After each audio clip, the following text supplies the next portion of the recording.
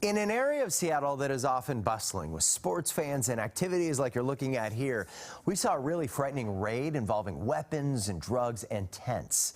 Although that raid happened on one specific block, business owners say crime is really a growing concern around Pioneer Square in Seattle. It's a problem they've been dealing with even before the pandemic, but as Q13's Hannah Kim shows us, many are now at a breaking point. They are a bunch of idiots run this gorgeous city, the most rich city in the world. Hamza Al-Badan is furious. What they're doing for us, what they're doing for us. Passionate words from a man who says he immigrated to Seattle to live out his American dream, which now sits at this corner of Pioneer Square. I think we gotta be out of business soon. He's on the cusp of shutting down his restaurant after 17 years.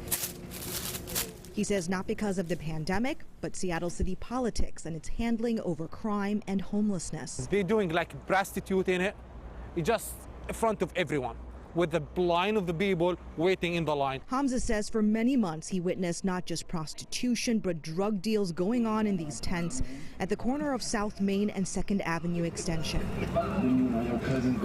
Yesterday, Q13 News was at the same spot following along as a wheelchair-dependent woman showed us how hard it was to get around with all the tents blocking sidewalks. But for business owners around here, it's way more than access issues. We have a wonderful homeless, but this is not a homeless. This is a criminal people. They are mixing the homeless with the criminal people. Now all this evidence is backing what Hamza has been witnessing. Seattle police arresting 3 men for running a criminal enterprise under these tents.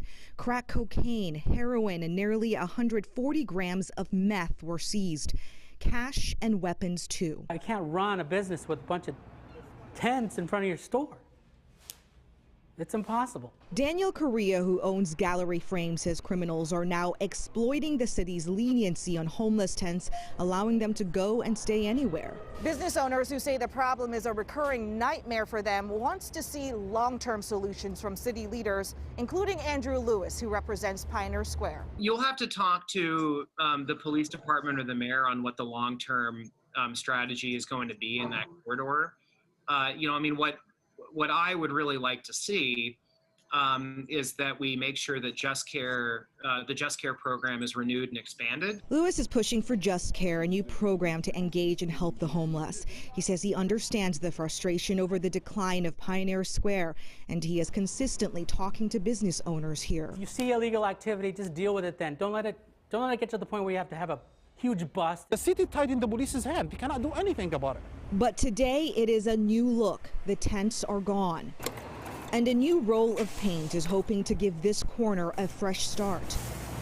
But it's not enough to appease Daniel and Hamza. Both say the crime will be back, and both are looking to leave. When you've been having this business over 17 years and you lose it because of a couple people who run the city, they doesn't know what talking about it. Okay, of course you gotta be so angry. In Pioneer Square, Hannah Kim, Q13 News.